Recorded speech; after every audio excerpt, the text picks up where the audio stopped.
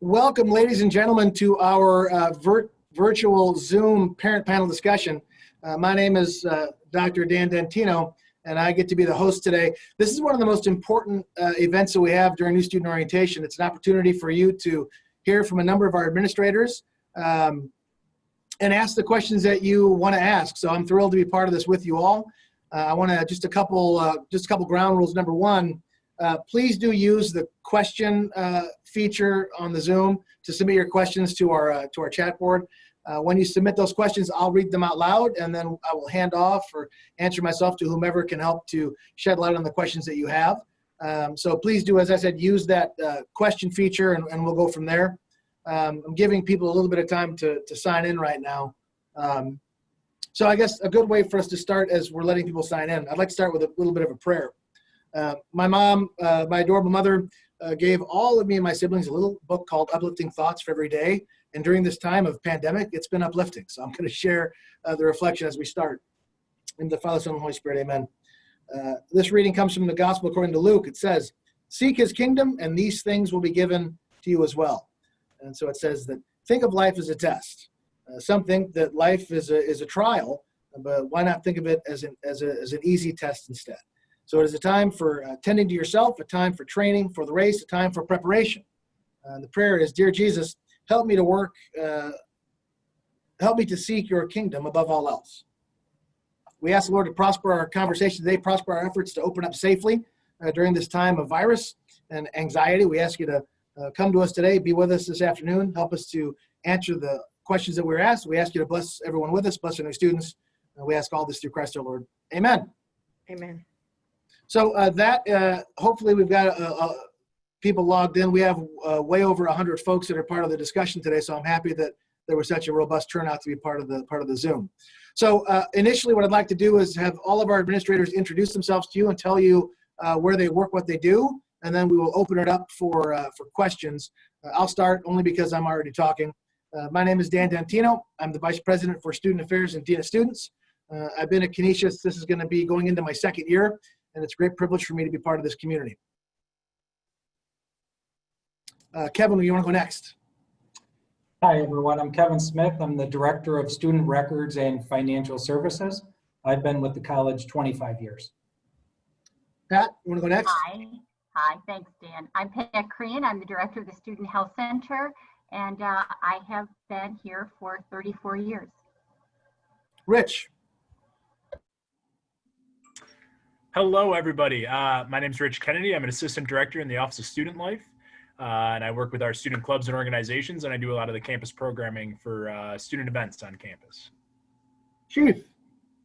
Hi, I'm Kim Beatty, the Director of Public Safety. Glad to be here. I've been at Canisius. This is my third fall semester. I retired from the Buffalo Police Department after 31 years of service at the command level, and I'm glad to join you if you have any questions. Mark Harrington. Good evening. My name is Mark Harrington. I serve as Assistant Vice President for Student Success and oversee all of our academic support services at the college, and this is my third academic year. Benny. Good evening, everyone. My name is Benny Williams. I'm the Assistant Dean of Students and Director of the Multicultural Student Center. I've been at Canisius officially back for about 2 months, but I am a two-time alum of the college. So it's good to be back, and it's good to be with you this evening. Matt. My name is Matt Mulville. I'm the Assistant Vice President for Student Life. I have been here 33 years. I supervise housing, clubs and organizations, event services, and athletic facilities. And the fitness center is also one of my responsibilities. Eileen. Hello, welcome. My name is Eileen Nyland. I'm Director of the Counseling Center here at Canisius, and I'm starting my 32nd year at the college. Sarah.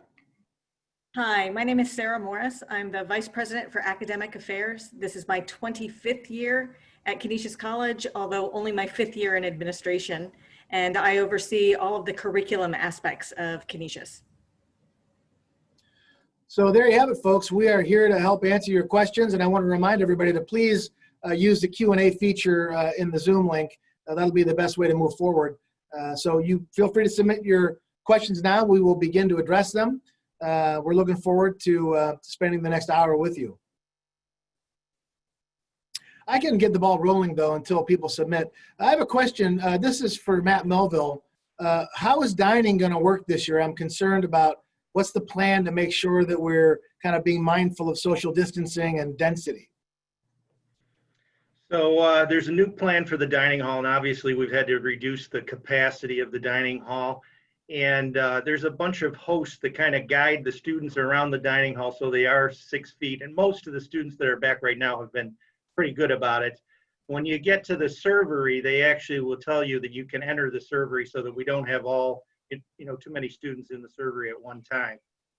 Tim Hortons is still open on a regular basis. They do social distancing there. There's also an app where you can order your food ahead of time. And on the library side of Tim Hortons, you just go over and pick up what you ordered. You don't have to wait or anything. All food service has gone cashless, so there's no cash. We have what we're calling a ghost kitchen for late night dining. It's a Tex-Mex kind of restaurant where you order off an app and then you go pick it up next to the dining hall. It's not actually in the dining hall.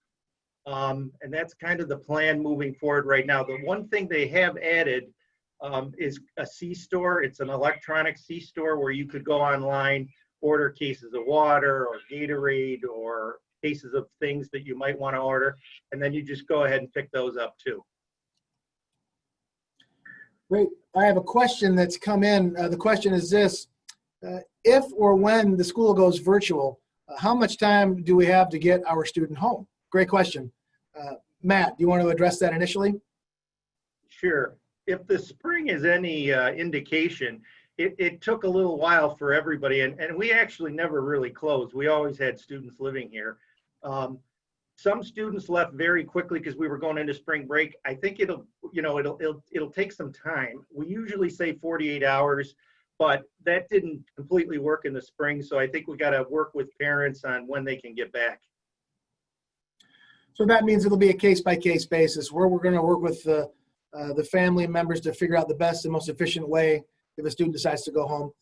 We'll encourage them to take what they need to in terms of their progress towards their degree, but we're not expecting students to take all of their belongings right away if we go virtual. And in that case, just to also add another wrinkle, if we go virtual and you're a residential student, we're not going to require you to go home. We're going to encourage you to go home, but if you need to stay on campus, we're not going to close down the residence halls unless the county tells us that we have to, which I don't think that will be the case. But that's, again, something we'll communicate with students and parents on a case-by-case basis if that becomes a reality. Let's see if we have another question here. Is the dining hall for commuters all cash free as well?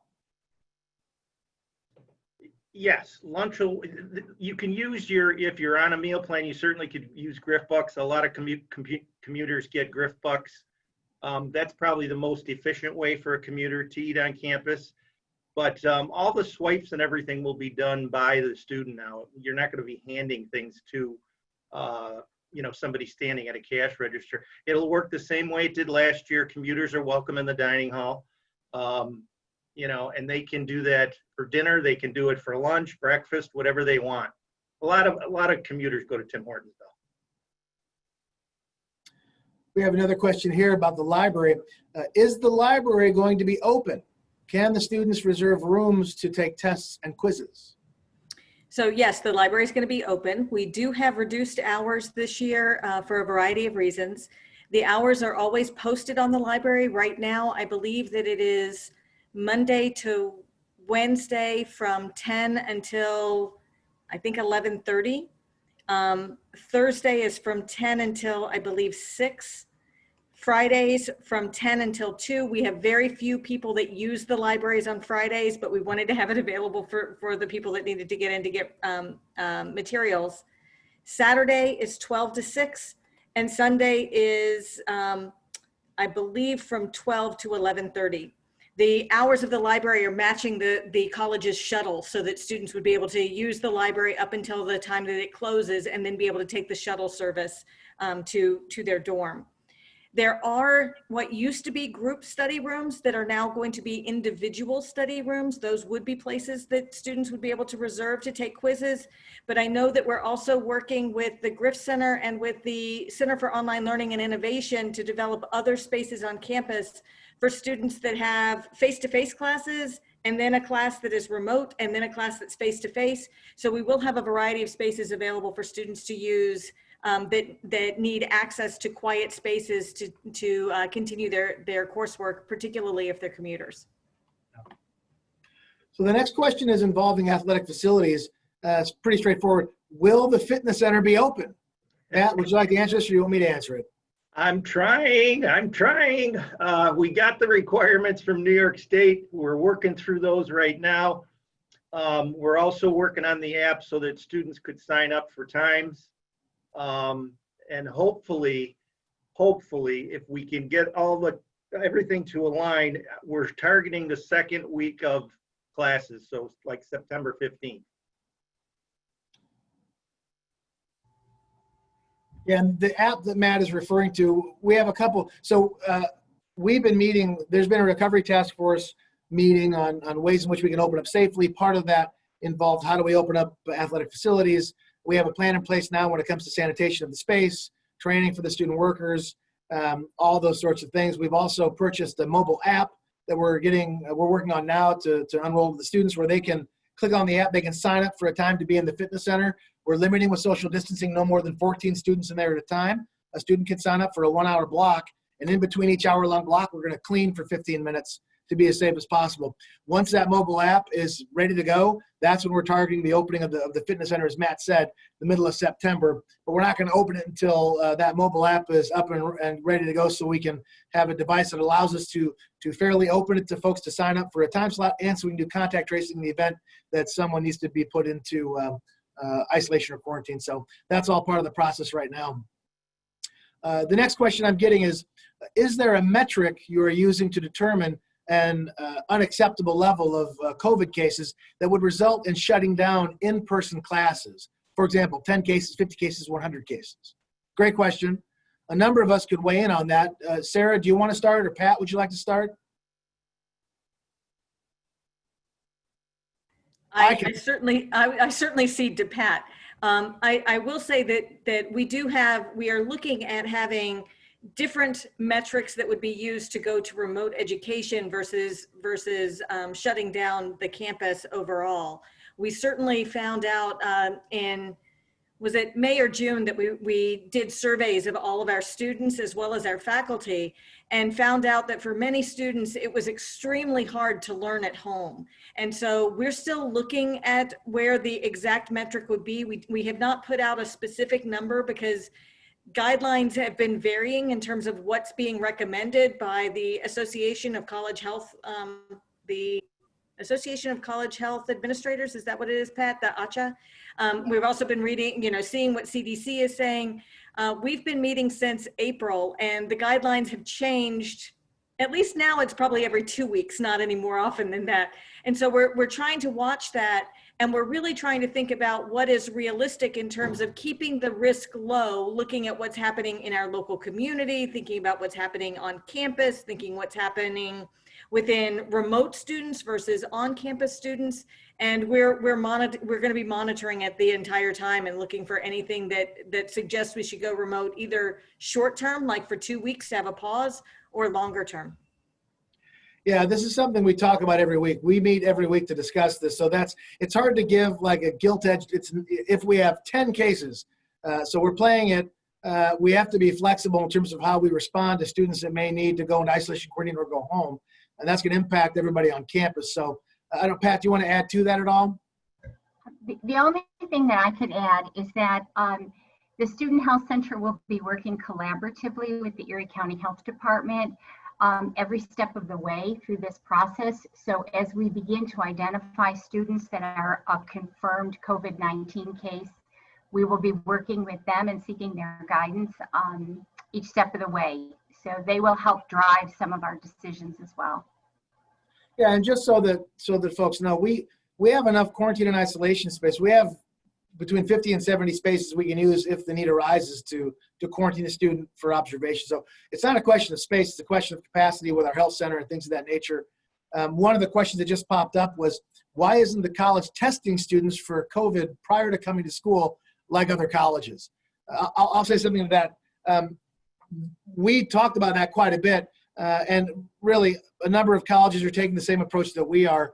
To have everyone tested represents a moment in time. So in that one moment in time, you may be negative for the coronavirus, but 5 minutes later, as you're walking back to your car having received the negative result, you might be exposed to it. So that we determined was not cost effective. And to be honest, in our area, in Erie County, it was very hard to get enough tests even to have on hand to do that if we were going to do it on campus. So we decided that right now, as students, we had 130 students quarantining for the last 14 days that were from international students that were from hotspots around the country. We brought them all back early to monitor them and did daily telehealth screenings every day with them to check on how they were doing. I don't know, Pat, if you want to add to that in terms of our process. But yeah, we chose not to test before everyone came back to campus because that represents one point in time. So we didn't feel it was a great way of using our resources because it isn't, you have that one point, then you don't know an hour later if they're still going to test negative. The other, we followed both the New York State guidance and the Center for Disease Control and the American College Health Association guidance. And the CDC did come out a little later. I don't have the date, might have been July or early August, could be even earlier, where they did not recommend testing asymptomatic, looking at surveillance testing. They really discouraged workplaces and colleges from doing that. So we followed those guidelines as well. Pat, you want to share a little bit about our memorandum of our agreement, our partnership with WellNow? That also adds another layer to this. Yes, we've been very fortunate to be able to establish relationships in our community to expand our services. And one very important one was our relationship with WellNow. And WellNow is a local urgent care center they've sort of taken a lead with testing in Western New York in general. But they've agreed to do two things for us. One is they are our new virtual care provider. So for after hours and 24/7 care, we now have a virtual provider. So students can log on to WellNow and be seen by a physician or a physician's assistant through their platform, their online platform. And in addition, they are going to be coming to campus. We're starting the first week of September, and they're going to be testing students, faculty, and staff. Anyone who wishes to be tested can be tested. Those individuals that would participate with the WellNow testing here on campus would be individuals that were not symptomatic, so they may have had an exposure or a travel history, but currently not sick. So we're very happy about our relationship with WellNow. They've taken a lead in Western New York, and it's a great opportunity for them to be part of our campus and for us to be part of their service as well. One thing I would like to just add one cry from the heart to all of our folks attending the Zoom this afternoon. And my request is simply this: please make sure you update the emergency contact information and your cell phone information for your student and for yourself through the new student portal. I want to make sure that all of you have an opportunity to do that for the next week. You can log into the new student portal, make sure that your student updates their contact info and your contact info, because we see ourselves as partnering with parents, and it's hard to be a good partner if we don't know how to reach you. I can send out a carrier pigeon, but it's not going to know where to fly if I don't know what your address or cell phone number is. So please take a few minutes to do that, and that would help us out tremendously. Another question has come in. My son is a commuter and a freshman. His 8:30 a.m. class was switched to virtual. He has a class right after that. Will he be able to get into the library or another area that is quiet to log in for his virtual class? I can take this one. So I've been seeing that a lot of students have been reaching out to us about this, about having a virtual class during the day. Like Dr. Morris mentioned, that in the library, there are 12 study rooms that can be rented out or reserved throughout the day, but that opens at 10. Prior to that, there are 3 study rooms in the lower level of the Griff Center, so in Old Main 013 that can be rented out, as well as there's one on the 3rd floor of Old Main in 318. All this information, I'm going to put a link to everyone. It's going to be at www.canisius.edu/student support. We put all this information on one page for all of our parents and families and students. Additionally, students that are either student athletes or students that have used our study center in the Griff Center know that typically that was a room that held about 40 students. Over the last week, we've transformed that into a space where there's about 10 to 12 different cubicles so that students can go into those cubicles and Zoom into their meetings from that space. So that'll be open starting at 8:30 in the morning every day, Monday through Friday. And let me be clear that when Mark said rented out, that just meant reserved. There's Reserved, not yes. for that. It's simply that they need to be reserved. Right. Some other spaces are also available to a variety of students. Once students start getting involved in clubs, many of the clubs have club rooms, and a lot of students will frequently sit in the club room and use the club room as another space, especially if they're not residential, to take some of their classes. The next question we have, this one is for you, Rich. Are there any student activities or events planned, or is everything canceled this semester? So thanks, Dan. Yeah, definitely. So we do have several different opportunities to have students engage with different activities on campus. We have planned our Welcome Week activities to utilize outdoor spaces with a focus on engaging while maintaining social distance, reducing density, staggering arrival times, and giving students opportunities to RSVP in advance for certain parts of the programs so that we can limit the density at any given moment during our event. We'll have very clear signage on how we can keep people 6 feet apart. In other ways, we have outdoor blankets and towels that are 6 feet in length. So if you're sitting on your outdoor towel, you have to be 6 feet away from the other person next to you. So things that we have coming back this semester, we have goat yoga right off the bat, which is one of our campus favorites, giving people an opportunity to kind of get outside and be active and have goats come and help them relax, I guess, on the first day of class.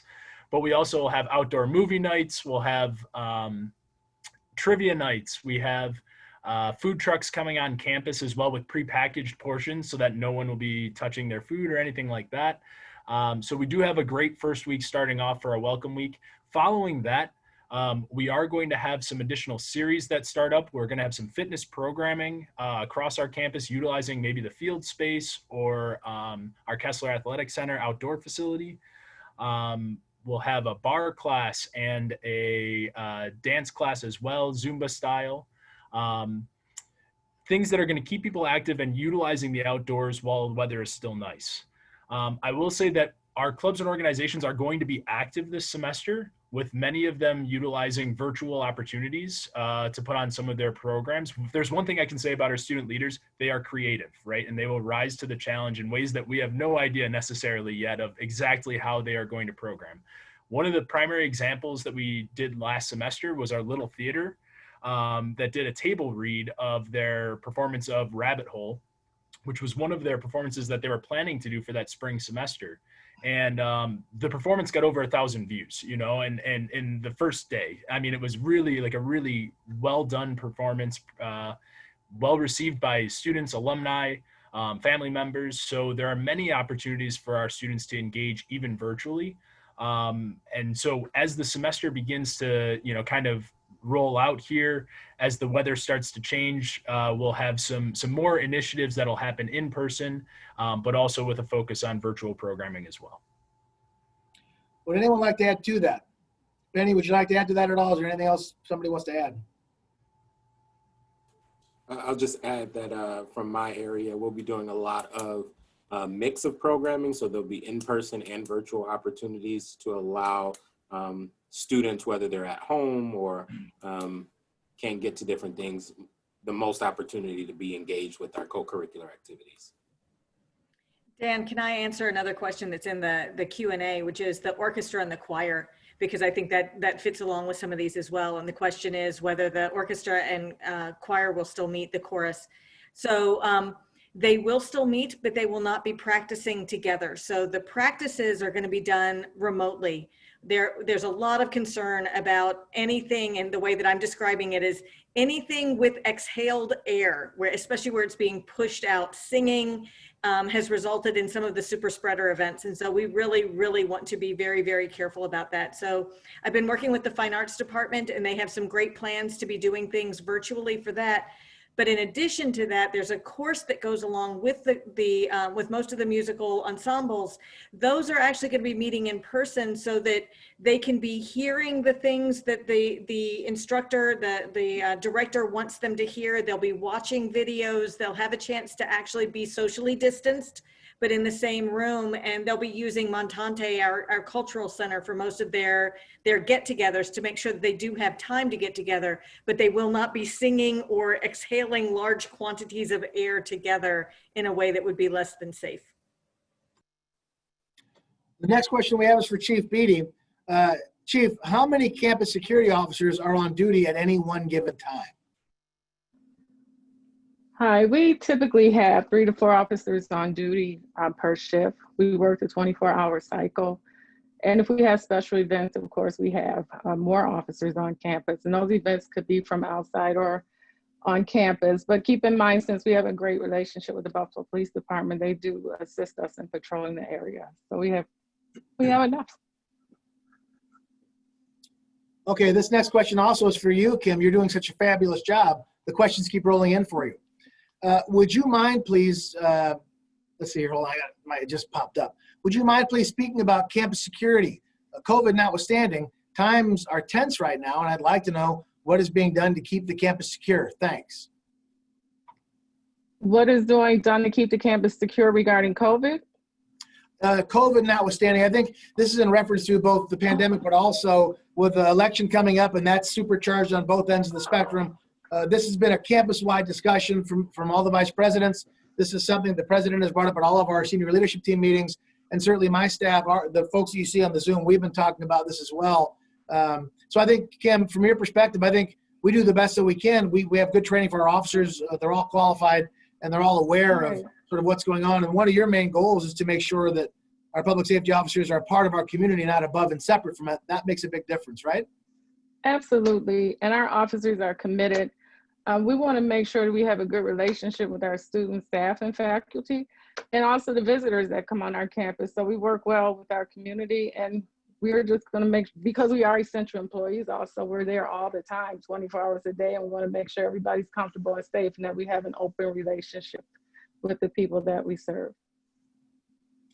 Yeah, I want to go ahead, Matt. Dan, why don't you talk about house parties? Because I know that's on people's minds too. Yeah, no, in fact, what I'll do, I'll share a little bit about, we have a community standards. We expect our students, the goal of a Canisius education is to help our students become people with and for others, right? That they live lives to make the world a better place. It's more important now than it has been ever, that we live into that hope for outcome now this fall. And to that end, we've adjusted our community standards document to be reflective of some of the additional expectations that we have in light of what's happening now, both with the pandemic, but also, as was noted by the question earlier, with some of the tensions that are becoming part of our daily life as a society. And as Matt mentioned, house parties is a good entryway into that information I'll share with you. But we've asked all the students to acknowledge and take the GRIF pledge, for campus health and safety. I understand you can't read this, but all the students are going to get this. They're going to get it through their portal. We're asking them to sign off on this, indicating that they're going to take their personal health seriously. They're going to check their temperature. They're going to download the mobile app, a separate mobile app that we have called Campus Clear. They can download it from Google Play or the App Store, and that is a self-monitoring device that we avail the students and ask them to use to, have you traveled out of state? Do you have a temperature? Have you been exposed to someone with coronavirus? Have you been diagnosed? It's a way of reminding the students to, monitor their own health before they go off into the rest of the community. So we're trying to keep everyone safe. So we've asked everyone to take the GRIF pledge. We've rolled out the Campus Clear app that we're asking students to download. We've had over 6,000 signs printed up on campus that are all, you can't not see the signage. Please do not sit here. Please stand here. Maximum occupancy for this room is 6 students.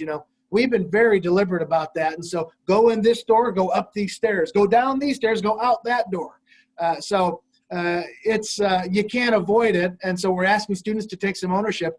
we have a very good plan in place in terms of our response to a student that may be symptomatic, in terms of our testing protocols, our isolation protocols. I think all that's very well done, but it's only going to be as effective as the students, the faculty, and the staff that are actually living this together, because we're all part of something bigger than ourselves. So we all have to take personal accountability, read the signage, and follow it.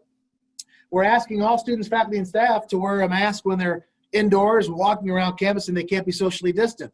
These are very handsome. As you can see, I look like Bane from the Batman movie, but we're giving all the students 2 of these. They get one, a blue one, and then Rich and the USA have ponied up the dough to buy the yellow one. So we're providing masks for all the students. We have PPE for essential workers, for faculty and staff.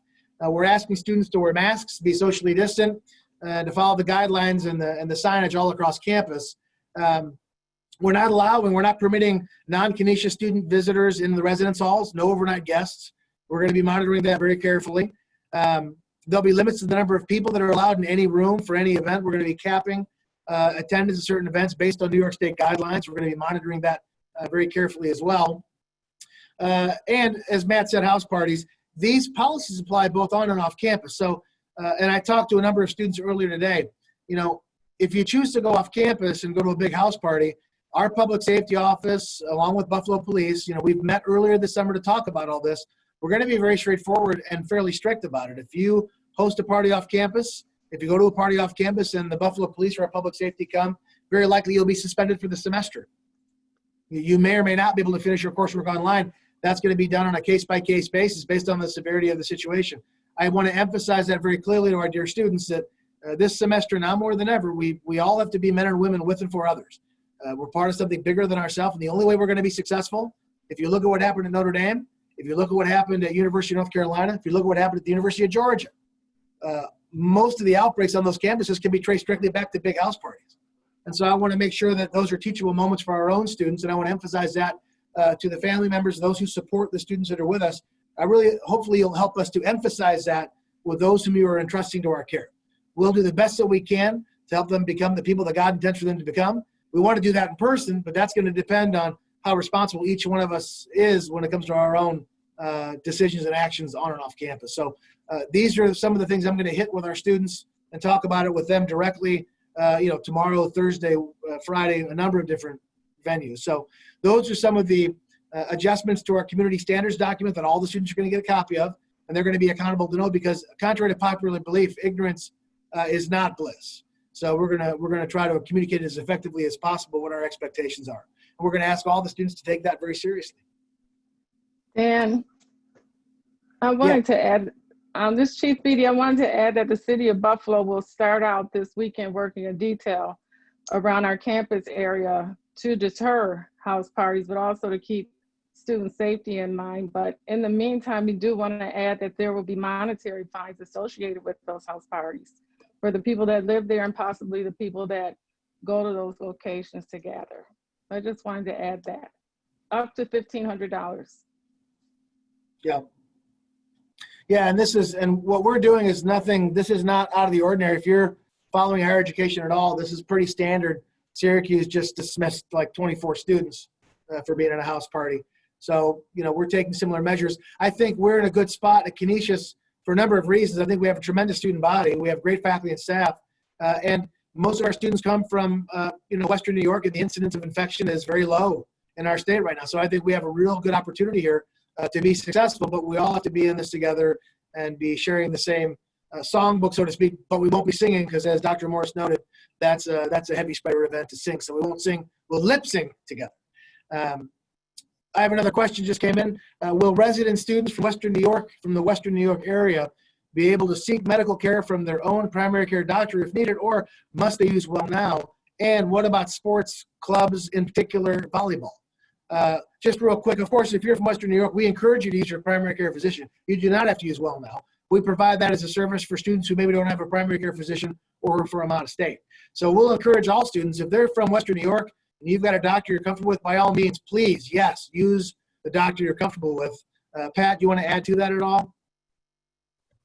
The only thing I would say is that students from Western New York can always use our services. So They can call in for an appointment, and our first visits are virtual visits with our physician. And then very often, if our physician thinks that they need to connect with their primary care doctor or more things need to be done, we help the student walk through that process. So in the event that a student isn't sure whether their symptom is something that they should call their own physician about, they can schedule an appointment with our health center and we can help them through that decision process. Thank you. The other While we have part of the Kim question. here, is there What? any fee, is there any charge for any of the medical services provided, tests or treatments through the health center? The health center visit is free. If we collect a sample for COVID-19 testing, or we do a throat culture that we're sending out to Quest Diagnostics, that is billed to the student's insurance.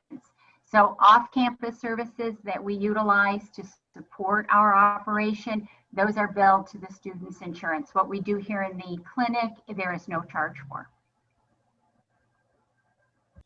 The other part of that question was, what about sports clubs, in particular volleyball? As was mentioned earlier, we have all institutions of higher education have to submit a plan to New York State regarding how they're going to reopen safely. Part of our plan includes a section on, athletic facilities, athletic training, and things of that nature. We're taking a cautious stance as we reopen campus. We're not going to do a whole lot at the earliest. We wouldn't be doing a lot of athletic training until mid to late September. We want to get a couple, 3 weeks into the semester to see how we're opening, to see if there are any outbreaks on campus before we start opening up full steam. We have permission to open up some of the fitness center facilities for all the students, but when it comes to club sports in particular, we're going to delay some of those trainings and intercollegiate athletics until a little bit later in September, just to make sure we're managing that properly and we're not going to get too far ahead over our skis. Matt, do you want to add anything to that? No, I would just say that we are moving forward with purchasing equipment and everything for club sports. It's just we're going to kind of try to wait till that last week of September, October before we get going. But we've been purchasing hockey equipment as if we're going to get there at some point. Kim, this next one is for you. It's that we mentioned a shuttle bus. Are there any other things that a new female student should know for campus safety, especially after dark? And before I turn it over to Kim, I would recommend that the students go ahead and type in the phone number. Kim, is it still 888-2330 should be the number? Yes, it is. So that's Make sure they add 716, because some of them have phones from different areas. So 716-888-2330. And then Thank you, anything Dr. else you want to Morris. say, Kim? I would advise any student, because we are in an urban area and we're all aware that Buffalo is a very diverse community, but in the meantime, because we are in an urban area, any person should travel in a group or with another person. So have a travel buddy. Kind of plan out your route before you go anywhere. I would encourage taking the shuttle bus. And if anyone has an issue regarding going anywhere in the city of Buffalo, they could always call public safety in advance, because they are in a new environment. What's that number again, Chief? The number for dispatch is 716-888-2330. And Thanks, Chief. I'd like to also share my number if any parents have any questions that we are unable to answer on this call because we only have a short time. But my number at my desk is 716-888-2301. Thank you. The next question I have is from Mark Harrington. If a student starts to struggle in a class or in classes, what does the college have in place to help them? Sure. So all the first-year students over the summer met with their student success coach. So each student at Canisius has a student success team. It's a 4-person team that's here to support your students from orientation through graduation. So those 4 people are your student success coach, which is in the Griff Center, your faculty advisor, which will be assigned in the next couple of days for first-year students, a career coach, so someone that can help you throughout all 4 years, as well as a financial aid advisor. So students have been and will continue to get shared that information. We have a presentation on Thursday for all first-year students, and we're going to show them exactly where that is in all of their student profile accounts. so they can contact the student success coach and we can get them connected to resources on campus. One thing that I'll shout out is that we have an academic mentoring program, and any student, it's free service, any student can jump into this. We have about 300 students that are enrolled in that service. And so they meet with someone either weekly or bi-weekly, and they can kind of talk about their classes, go over their syllabi, and just keep them on track throughout their first semester. So that would be some things that I'd recommend. Also, please, please, please talk to your faculty members. The faculty are really the first line of defense. They have regular office hours. We've been encouraging Zoom office hours so that they can be arranged in advance and they can be done remotely or if the student is remote or if the student is on campus. If the student's on campus and really needs to meet with a faculty member, we again have rooms that we are using to allow social distancing and still allow them to be in the same space, because there's nothing like watching the eyes of a student and seeing the I really don't get it, I really don't get it, and the aha moment when they finally understand that material.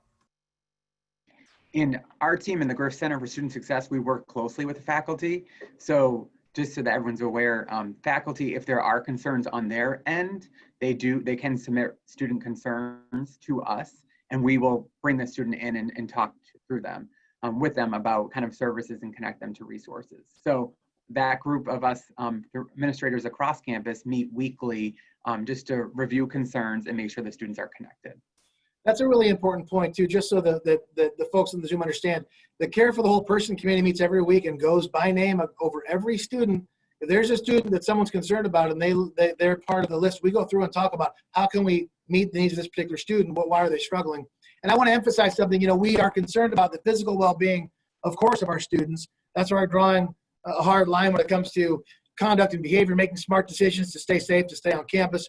But just as important, indeed more important in many ways, is the mental health of our students. And so we haven't talked a lot about this, but I also want to shine a bright light on that. We had 130 students in quarantine. That is not easy to do. That's when you're a young person and you're stuck in your room, that's not easy. And so I don't mean to put, Eileen on the spot here, but I do want to shed some light on, we have a tremendous counseling department here, a counseling area that is able to meet a number of needs. And I want to make sure that you're aware of that. So when you talk to your student, if there's an issue, please refer them to the services available on campus, because they're tremendous. We are here to be part of a young person's growth, and this is part of that process, particularly now when there's so much anxiety, both from the virus and societally. You want to say anything about that, Eileen? Oh, absolutely. Thank you, Dan, because I know there might not be a question directed toward the mental health of our students, but we have licensed mental health counselors in the counseling center, and we are here to support our students. We work very closely with the Griff Center and Student Life when a student is struggling. But if you have a student that already sees a counselor, our services are licensed mental health counselors, no additional cost to you, no copays, no insurance. And we only focus on college student mental health. We're very good at what we do, and we've been doing it for a while. So we collaborate with other departments. We're collaborative in nature, and we get good feedback from our students. It's a really great opportunity for students to get the mental health support. Even if it's I'm homesick, even if it's I miss my senior class, that's why we are here. You can schedule an appointment either by calling us, emailing us, that's counsel at canisius.edu, COUNSEL at canisius.edu, or go to our website, which you can get to by just typing in Counseling Center in the search bar, and it will show you how to schedule an appointment, because you can also complete a form which requests appointments. So email, call, or complete an appointment request form. Please use our services, please. And not that we get a lot of activity, we're very busy, but it's a really valuable service, and it's part of the transformative experience for Canisius at Canisius. So thank you, Dan. Thank you for plugging our services. We're getting a number of questions about whether resident students are permitted to leave the residence halls, to go home, to visit family during the semester, to go shopping, out to dinner with family, off campus, that sort of thing. The quick answer, Matt, if you like, or if anybody wants to jump in on this, they can. But the quick answer is, of course, if you want to visit your family, go to dinner, visit with friends off campus, you're more than free to do that. We are not tracking students' movements off campus. I mean, they're free to live their life. We're simply encouraging them to make good, smart decisions about how they're living so that they keep themselves safe and the rest of the community safe. That's why, again, I'll emphasize download Campus Clear from the Google Store or from the App Store, because, if a student visits family that live in Florida, and Florida's a hotspot state, they might want to think twice about going there, right? If they're going to go to dinner with their family and friends off campus, that's not a problem, because we entrust that the other businesses in the state of New York are following the guidelines established by the state of New York. And so, of course, we would allow that. So we don't want to get too draconian and tracking and monitoring the students. They need to have freedom, because without freedom, you're not really living. So, but again, it's all about making sure they're doing their best to make informed decisions about how to keep themselves safe, living a life as men and women with and for others. Does anyone else want to add to that? It's a good question. Okay. The next question is Dr. Morris. I think this will go to you or to Mark Harrington. It says, will my freshman son's class schedule be finalized Thursday at orientation? He does not currently have his schedule yet. So I literally just texted Mark and said, would you please answer that one? Sure. So if the student hasn't received their freshman schedule yet, then they should reach out to their student success coach. Someone should have been reaching out to the student. All the positive students have received an email from someone in my office.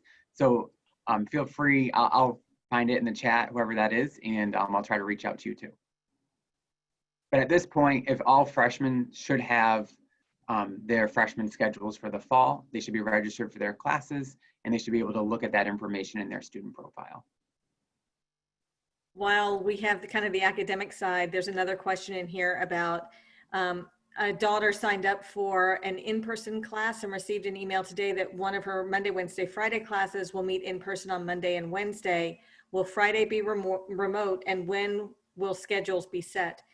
So we are working right now to get all of this information for every class available on D2L. Desire to Learn, or D2L, is our learning management software. Every course has a D2L page. Every course will have an approximately 10-minute orientation to the course. The courses have been, the courses are having to work within social distancing guidelines and safety protocols. And so it really depends on the individual pedagogy of the subject matter, of the faculty member, of the level of the course. And so we're really trying to work on student engagement. So I can't say exactly what's going to happen in every one of the courses, because there will be differences depending on who it is that's teaching and what the material is, what the size of the classroom is, that kind of thing. But that information should be available in the course introduction that should be posted sometime this weekend before they go to class for the first time on Monday. Thanks, Dr. Morris. The next question, this is for you, Pat. For non-COVID related medical needs, cold, aches, pains, cuts, etc., what are on-campus services provided, and is there a cost? There is no cost for on-campus services. And yes, we treat the acute episodic illnesses and injuries that are common to college students. So we're still here, and we're still providing services for all the various needs that students may have. What we're trying to do is begin our visits using telemedicine. The New York State Department of Health is recommending that most healthcare providers use telemedicine visit as a primary method for visits as often as possible. After a telemedicine visit, if our physician thinks that the student needs to be seen for a hands-on exam, we will bring the student in. So yes, this clinic is still open. We will do all of the same things. I mean, we can test for flu, we can test for strep, we can treat urinary tract infections, treat strep throat, check for mono, all of those same things would be available, and there's no cost to that for that. The next question I have just came in. It's, can you talk about parking and the parking ramp, safety, and the shuttle service option again? So again, talk about parking and the ramp, and is that safe? And the shuttle service, what does that look like this year? Kim Beatty here. We encourage students to park in the ramp. We have some parking also in Lions Lot. Both of those locations are right across from the main part of the campus. As far as public safety, during the day, we will have a guard in those ramps, in the parking lots, but in the meantime, public safety will be continuously patrolling those areas. And we will have campus maps available for students, but I don't think they're going to have any trouble finding those lots. We will direct them and get them where they need to be. Matt, can you share a little bit about the shuttle service that we have? Sure. The shuttle runs Monday through Friday, 8 a.m. to midnight. And then on Saturday and Sunday, it's noon to midnight. And it's a continual loop of 6 stops. And so every stop is, if the weather is okay and is good, you should see the shuttle about every 20 minutes, if you're waiting at one of the bus stops. There's also a way on cedarbus.com, if you /Canisius, you can actually chart the shuttle. So you can see if it's at KAC, but you're at the student center, so you can kind of gauge how long it'll be before they get to you. The next question I have is in terms of books. So where would a student go for new or used books? We have found many on Amazon, but some she may need sooner than what can be shipped to her there. So the campus bookstore has all of the course materials that are needed for any courses. They usually have those until about the 4th week of the semester when they ship anything that wasn't sold back to the manufacturer. I don't know, does anyone know the bookstore hours? Because I know they were on reduced hours for the summer, but I believe they've extended their hours. Looks like Rich is looking that up for us right now. There was also, as part of that same question, a question about whether there was a notary public on campus. I know there's at least 3 notaries. Okay, so Lisa Fisher, who is part of the Student Records and Financial Services system. Kevin, looks like you have the rest of them. 2 people. You have 2 in Student Records and Financial Services. And there's a staff member in HR who's also a notary public. Okay. Let's see here. Okay, the next question is, if COVID is a non-issue in the 2021-2022 school year, will the Honors College dorm living be available again to students who this year were unable to occupy their honors dorm room? So I'm looking at Matt Mulville because I don't know how they define dorm spaces for different groups of students. What I would say is that if the students, if everything is working the way that things, that we hope things go really well, and that in 21, 22, things are back to kind of pre-COVID normals, that many students end up getting together with other students that they get to know in particular dorming situations. And often the honors students, the honors students take English their honors 101 class, their honors 120, 110 honors in their first year, and get to know other honors students, and may end up choosing to dorm with other honors students at that point. Matt, do you want to speak to any of this? Yeah, we currently do still have the freshman honors floor.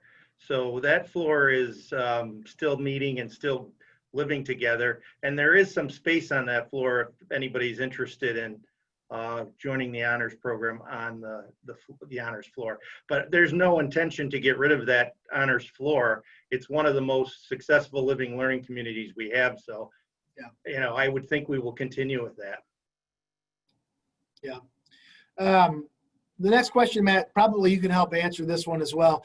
How do students receive packages that get delivered through the mail or from Amazon? Also, is there a specific address that they should use? Yes. So when students move in their freshman year, they get a mailbox number. That number does not change for the 4 years that they're here. They always have the same box number. 1901 Main Street is the mailbox number for the mailroom. If they order a package, normal mail will go into their mailbox, but packages always don't fit. If that's the case, then they will get an email from the mailroom that it arrived and that they can pick it up. They just bring their ID.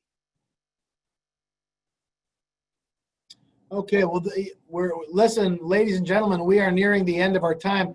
The last question that I have right now is the New York State travel quarantine executive order still in place? Pat, you want to take that? As far as I know, it is. Okay.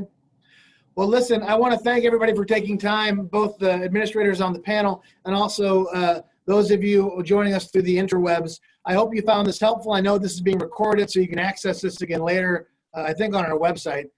So I want to encourage you to share it with other folks who maybe couldn't be on the Zoom. If you have any questions or other comments, please reach out to us. Send us an email. We are here to serve the needs of the students that we've been entrusted with. It's a great day to be at Griff. Thanks for joining us this afternoon. God bless, and hopefully we'll get to meet you in person as we work our way through this pandemic. But thanks again for joining us.